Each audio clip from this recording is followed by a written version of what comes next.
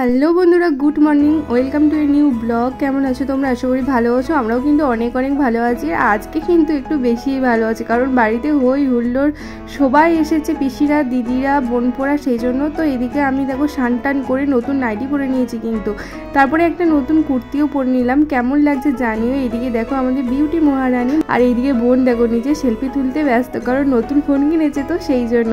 আর বাকিরা সবাই তো রেডি হয়ে অলরেডি চলে গেছে মন্দিরে। এবার আমরা আমার একটু স্নান করতে লেট হয়ে গেল, তো এদিকে মন্দিরে পৌঁছে গেছি। আর মন্দিরটা কত সুন্দর লাগছে দেখো, খুব সুন্দর লাগছিল। আর সবাই এসে এখানে বসে বসে ঠাকুরের ভোগ কীর্তন দেখছিল, আর এখানটা পুরো জমজমাট হয়েছিল এই 3 দিন। এদিকে চলছিল পুজো, তো সেটাই তোমাদের সাথে শেয়ার করলাম। আর কেমন হয়েছে আমাদের মন্দিরটা সেটা কিন্তু জানাও, আর মন্দিরটার জন্য একটা অবশ্যই কিন্তু লাইক করে দিও। আর অনেক দিন পর তোমাদের সাথে একটা লং ভিডিও শেয়ার করছি, কারণ তোমাদের সাথে এতদিন শুধু মিনি ব্লগই শেয়ার করেছি। আর এইদিকে দেখো চলছে ভোগ কীর্তন, সেটাই সবাই মিলে দেখছিল, আমরাও দেখছিলাম। আর এইদিকে দেখো দিদি, বোনপো সবাই আছে, সবাই মিলে খুব মজা করেছি। আর এই দেখো ছোট বোনপো আমাদের, আর এই যে বোন, আর এটা তো একটা মস্তান পুরো। আর দেখো আমাদের নতুন বৌদিও এসেছিল, তো সবাই মিলে খুব মজা করেছি, খুব এনজয় করেছি। তারপর তো সবাই মিলে তিলক কেটে নিলাম, যেটা খুব ভালো লাগে কপালে পড়তে, তো সেটাই আমরা সবাই মিলে পরে নিলাম। আর বেশ সুন্দর লাগছিল, তাই না? আর এরকম বাড়ির সবাই যদি এক কাছে জুটে, সেই আনন্দ মজাটা কিন্তু দ্বিগুণ হয়ে যায়। মন্দিরের উপরে তো পুজোয় চলছিল, আর এইদিকে কি বলছিল, বৃন্দাবন নবদ্বীপ বানিয়েছে এরকম একটা কিছু বলছিল, তো সেটাই এখন ভোগ কীর্তনের জন্য ভোগ হচ্ছে। আর এইদিকে দেখো চলছে কীর্তন। আর এই যে বঞ্চি আর বোন যারা কীর্তন করছিল না, তাদের গলায় মালা দিতে হয়, তো সেগুলোই মালা পরাচ্ছিল, চন্দন দিচ্ছিল।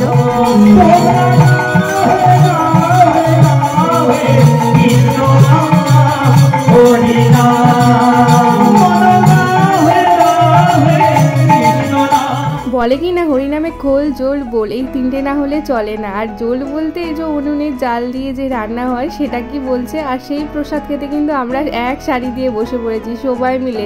আর এইদিকে দেখো আমি, বোনেরা, বৌদি, মা, কাকিমা, জেঠিমা, মানে সবাই, আর সবাই মিলে খাওয়া দাওয়ার আনন্দটাই আলাদা, তাই না? আর এইদিকে কিন্তু পাতাতে পড়ে গেছে একদম ভাত, কুমড়ো পুঁই শাক, শুক্তো, আর ছিল সেই যে স্পেশাল পায়েস, আরও অনেক কিছু। চলো খেয়ে নিই, দিয়ে দেখা হচ্ছে। 2000 years later.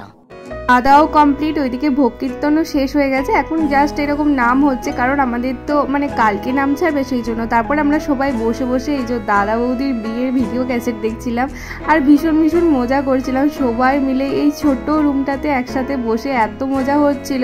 তারপর বিকালের দিকে একবার সবাই মিলে বেরিয়েছিলাম একটু আমাদের রাস্তার দিকে একটু ঘুরতে, আর একটু ঠান্ডা বাতাস খেতে। যা গরম গো, কি বলবো। আর এই দেখো এই বুঞ্জিটার গিয়েছিলাম ভোজনতে, যে ভিডিওটা আমি শেয়ার করেছিলাম, আর সবাই মিলে গিয়েছি, তো খুব ভালো লাগছিল। চারিদিকটা পুরো সবুজ তিল জমি প্লাস ধান জমি, ভীষণ সুন্দর লাগছিল। সবাই মিলে এই মজাগুলো না খুব মিস করি।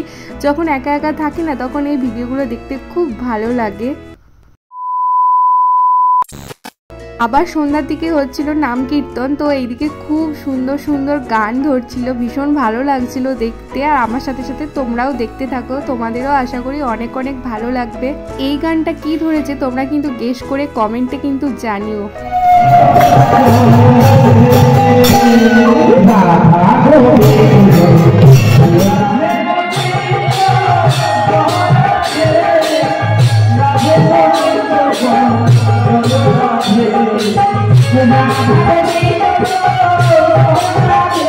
বন্ধুরা, তোমরা বুঝতে পারলে যে কি গানের সুরে রাধা গোবিন্দের নাম ধরেছিল? যাই হোক, তারপরে দেখো ছোট পিসুমণিকে দিয়ে বরণও করিয়ে দিল।